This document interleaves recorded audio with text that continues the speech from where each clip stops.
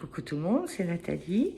Eh bien, je voudrais aborder le sujet ou plutôt répondre à la question de défunts ou fantômes. Eh bien, lorsque nous arrivons en fin de vie, lorsque nous partons sans regret, sans remords, satisfait de la vie que nous avons vécue, même si on n'a pas eu tout ce qu'on voulait, mais voilà, globalement on est content et on part sans peur.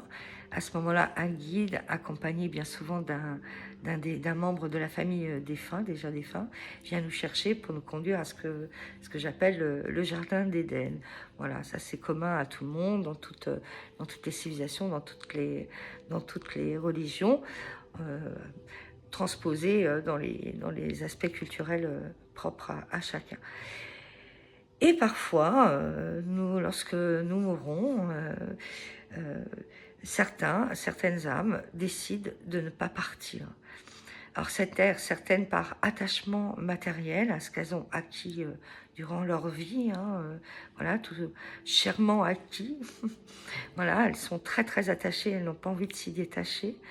Ou quelque chose qui a été transmis, construit, bâti de génération en génération, où là, il y a une sorte de devoir moral qui va empêcher l'âme de partir, rester accrochée à l'entreprise voilà, familiale. Voilà. Parfois, ça peut, comme ça ne peut pas, mais c'est souvent ces cas de figure-là, ça peut être ces cas de figure. D'autres parce que ne veulent pas quitter leur enfant, leur petit enfant, veulent rester très proches d'eux, pensant que de cette façon, ils pourront les aider en restant très très proches. La réalité, c'est que non, ils seraient beaucoup plus efficaces en montant là-haut qu'en restant accrochés, puisque là, ils sont dépendants d'une source d'énergie pour rester ici, et ça peut être au détriment de celui qui veulent protéger. Bon. Et parfois aussi, lors d'un accident, la personne ne se rend pas compte qu'elle est décédée, tout simplement. Ça a été trop rapide, ça a été brutal. Un accident, un meurtre, enfin, différentes raisons. Voilà, et elle ne se rend pas compte. Puis il y a ceux aussi qui n'ont jamais cru à rien durant leur vie. Donc leur imaginaire ne leur ouvre pas cette possibilité d'être contactés par un défunt pour les emmener, ou un ange pour les emmener, un guide pour les emmener dans le jardin d'Éden. Parce que l'esprit créatif est nécessaire, l'imaginaire est nécessaire pour communiquer avec ces mondes-là. Lorsqu'on a un esprit fermé, c'est difficile de communiquer. Non pas que par l'imaginaire, je veuille dire que c'est quelque chose de farfelu qu'on crée. Alors probablement qu'il y a une part de création, c'est certain, mais il y a aussi le fait que l'imaginaire, ça ouvre l'esprit. Quand on a l'esprit ouvert, eh bien, c'est plus facile pour ces mondes très subtils de communiquer avec nous, alors que quand on a l'esprit très fermé, c'est pas possible. Donc, il y a des personnes qui ne croient rien. Donc, plutôt de percevoir la lumière, ils vont percevoir l'obscurité. Et risquer de se perdre dans du haut astral à partir dans le bas astral et devenir une autre type d'énergie à force. Voilà, ça n'arrive pas du jour au lendemain quand même dans leur errance. Voilà, ça leur demande de traverser, descendre. Voilà, mais la rédemption est toujours possible et voilà, il y a quand même le guide va tâcher à un moment il va intervenir, pas le laisser dans l'errance comme ça, une personne qui ne s'est pas rendu compte qu'elle était décédée. En revanche, si elle bascule de l'autre côté ou si elle bascule trop du côté gauche, j'ai envie de dire, là ça peut être embêtant et elle peut risquer de se perdre, se faire happer par un autre monde et devenir des âmes pas sympas. Voilà, ça c'est quelque chose qui peut arriver. Donc, j'ai abordé les différentes raisons pour lesquelles une âme ne pouvait pas partir, parce qu'elle l'a décidé, par attachement à des biens matériels, par besoin de protection, par le fait de ne pas savoir qu'il est décédé, et aussi par la peur de se faire engueuler par le père Fouettard. hein. C'est-à-dire que des personnes qui n'ont pas été très gentilles dans leur vie, ou suivant certains canons, voilà, n'ont pas été des personnes très recommandables, j'ai envie de dire, et ont peur en montant, de se retrouver en enfer. Voilà, et ça c'est commun à toutes les religions, hein. Donc bon, ouais, ça peut les empêcher de monter.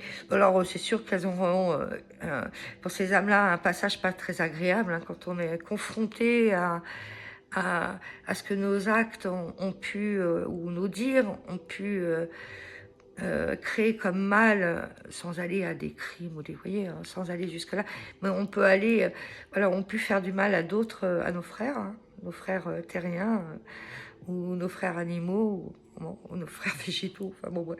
Voilà, voilà, de le confronter à ce que, à ressentir soi-même la douleur qu'on a pu provoquer à l'autre, par nos maladresses volontaires ou involontaires. C'est sûr que ça peut être un passage pas très agréable. Alors imaginez si c'est un meurtrier, là il peut vivre un enfer. Donc là, oui, la condition est l'enfer. Après, il y a des âmes absolument pourries qui n'ont aucun, voilà, qui sont refusées d'être, de monter. Donc celles-ci, elles sont récupérées par le monde d'en bas, et elles finissent une vie en enfer, hein, puisqu'elles sont privées de liberté, et elles sont la botte d'énergie pas très sympa. Donc voilà.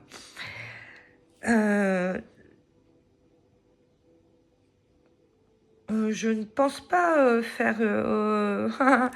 là, il y a une petite énergie qui arrive et qui se présente à nous. Je ne sais pas trop quelle est. Oh, c'est un être de lumière qui vient assister à ce que je ne vous dise pas trop de bêtises.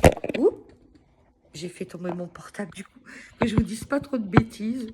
Bon, bah, cette vidéo, elle sera un petit peu chaotique. Bah, écoutez, c'est comme ça, hein. J'improvise, hein. Je suis pas une pro non plus. Bah, j'étais un petit peu déstabilisée par l'énergie qui t'arrive. Donc, je disais aussi tout à l'heure que les âmes montées à la lumière, elles sont beaucoup plus aidantes, et je voulais vous raconter un fait qui est arrivé personnel, où la mère de mon beau-père décède, et on passait, c'était le premier Noël où on passait sans mamie, et on était tous là réunis, et on se disait, bah écoutez, voilà, c'est le premier Noël qu'on passe sans mamie, et bah, c'était un peu triste, on pensait à elle. Et à ce moment-là, c'est passé un phénomène extraordinaire. Absolument tout l'électroménager de la cuisine de ma mère s'est mis en marche. Mais absolument tout, hein. Le lave-vaisselle, le micro-ondes, son cuit-vapeur, la ventilation de l'arrière-cuisine, la télé, enfin les lumières de l'étage, mais aussi des étages supérieurs, les lumières du bureau, l'ordinateur qui a redémarré, enfin, c'est les tables de chevet, tout, absolument tout, tout s'est illuminé dans la maison, enfin, et ma mamie était là. Mamie était vraiment là, elle était présente avec nous, non, elle était bien là pour ce Noël-là. Donc autant les défunts non montés à la lumière peuvent récupérer notre énergie et l'énergie de chez nous, donc de voir la batterie de notre téléphone se vider d'un seul coup, ou nous ressentir un courant froid. Voilà, évidemment, il absorbe notre énergie, donc notre chaleur se barre. Puis on se sent mal à l'aise et on a peur. Alors que quand c'est une manifestation de se monter à la lumière, on va plutôt recevoir... Bah, oui, on va être surpris, évidemment, les manifestations, c'est toujours très, très déstabilisant. Mais on va pas ressentir de peur, notre énergie va pas être absorbée, on va pas avoir de froid, on va plutôt ressentir de la joie, qu'on va se marrer. Vous voyez, c'est complètement différent. Ils peuvent avoir le même type de manifestation, mais en réalité, notre ressenti et l'ambiance globale est complètement différente. Voilà, je voulais aborder juste ce petit aparté sur défunts ou fantômes. Voilà.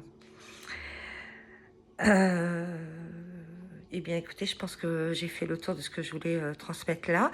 N'hésitez pas, hein, si vous avez des questions, des sujets que vous avez envie que j'aborde, ou un d'autres membres de l'association, bah, voilà, hein, soumettez vos questions, ou en commentaire, ou par messagerie. Voilà, Vous voulez nous contacter, vous pouvez nous contacter, c'est facile.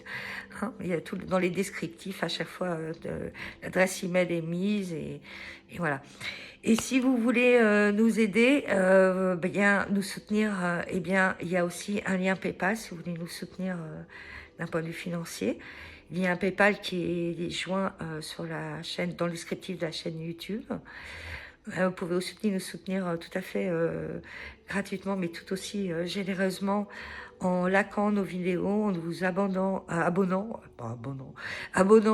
notre page Facebook, Insta, compte Insta, compte TikTok, chaîne YouTube. Je commence à être fatiguée, il est temps que j'aille manger un petit peu. Voilà, donc ça serait, voilà, c'est un petit soutien qui coûte pas un rond.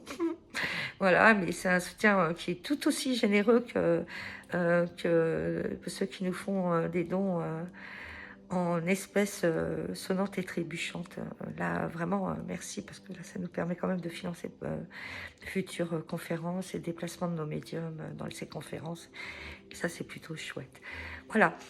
Bah, écoutez, je vous dis à bientôt, et puis je vous souhaite tout le meilleur.